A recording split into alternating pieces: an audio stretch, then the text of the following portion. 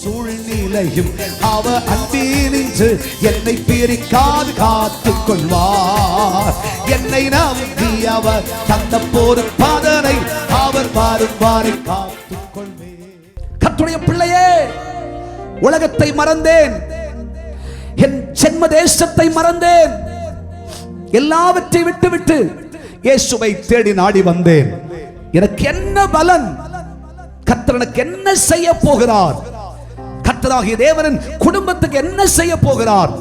இயேசுவை விசுவாசித்து கர்த்தருக்காக நான் வைராக்கியமாய் நிற்பதினாலே எனக்கு என்ன கிடைக்கும்? வேதம் சொல்லுகிறது, ஐயா, என் வாழ்க்கை எஜமானனே உம்முடைய வேலைக்காரரில் ஒருவரை போல அதற்கு சமானமாய் கூட கிடையாது ஐயா. எனக்கு என்ன கிடைக்கும்? அதற்கு அங்கே வேதம் சொல்லுகிறது, உமது அடியாளோடே நீர் பட்சமாய் பேசினீரே. ஹல்லேலூயா, ஆமென். நினைச்சு கூட பார்க்கல, யோசித்து கூட பார்க்கல.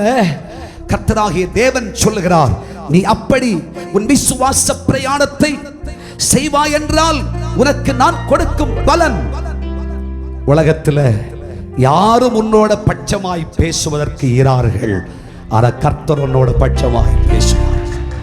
உனக்கு ஒரு ஆசை இருக்கா இல்லையா? இருதயத்தில் வியாதிப்பட்டு பலவீனப்பட்ட நேரத்தில் ஏன்னு கூட கேட்கறதுக்கு யாரும் இல்லையே ஐயா. ஒரு கஞ்சி காஃபி கூட கொடுக்கிறதுக்கு யாரும் இல்லையா. நீ சாப்பிட்டியான்னு கேட்க கூட யாரும் கிடையாது. உலகத்தில் யாரும் கேட்கல, ஆனா கர்த்தர் உன்னோட கேட்பார். அவர் உன்னை பட்சமாய் விசாரிப்பார், உன்னோட பட்சமாய் பேசுவார். நீ சொல்ற ஒரு வேலைக்காரிக்கு சமானமா கூட நான் கிடையாது. ஆமென். ஆண்டவர் என்ன மகனே மகளேன்னு சொல்றதுக்கு எனக்கு என்னங்க தகுதி இருக்கிறது? தகுதி ஒன்று உனக்கு கிடையாது. ஆனா கர்த்தர் சொல்றாரு, உன்னோட நான் பட்சமா பேசுவேன், உன்னோட பட்சமா பேசுவேன். பட்சமாய், சிநேகமாய், அன்பாய், பரிவாய். நீ கஷ்டப்படுற நேரத்தில், நீ வேதனைப்படுகிற நேரத்தில், துக்கம் என்று சொல்லுகிற நேரத்தில், நீ கண்ணீர் என்று சொல்லுகிற நேரத்தில் உன் கண்ணீரை துடைத்து உன்னோடு பட்சமாய் பேசுகிற தேவன் நான் அல்லவா? என் ஆண்டவர் என்னோட பட்சமா பேசணும்னு விரும்புறவங்க எல்லாம் கை தூக்கி ஒரு அல்லேலூயா சொல்லுங்க.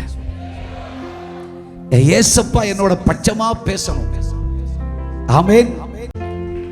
உன் பலவீன நேரத்தில், உன் கஷ்ட நேரத்தில், உன் துக்க நேரத்தில், வேதனையில துடி துடியா துடிச்சுக்கிட்டு இருப்ப. வேதனையை சொல்ல தெரியாது உனக்கு, யாருக்கும் அதை எக்ஸ்போஸ் பண்ண முடியாதுங்க. என் வேதனை அறிந்து கொள்வது யார்? இருதயம் வலிக்கும், கஷ்டம் தாங்க முடியல. ஆனா அந்த இருதய வலியினுடைய அர்த்தம் அவருக்கு தெரியுமங்க. ஐயா, உன்னுடைய சிநேகிதனுக்கு தெரியாது, உன் நண்பர்கள் யாருக்குமே தெரியாது, உலகத்தில் இருக்கிற பெற்றாருக்கு கூட தெரியாதுங்க. ஆனால் நம்மோடு பட்சமாய் பேசி நம்மை அரவணைச்சு மார்போட வச்சுக்கிற ஒரே நேசர் நம்முடைய கர்த்தராகிய தேவன். அவர் சொல்லுகிறார், என் சட்டைகளின் கீழ் இருக்கிற உனக்கு இந்த பாக்கியம் உண்டு. ஹல்லேலூயா. எந்த சூழ்நிலையும் அவர் அன்பினின்று என்னை பிரிக்காது காத்துக் கொள்வார். என்னை நம்பி அவர் தந்த பொறுப்பாதனை அவர் மாறும் வாரை காத்துக் கொள்வார்.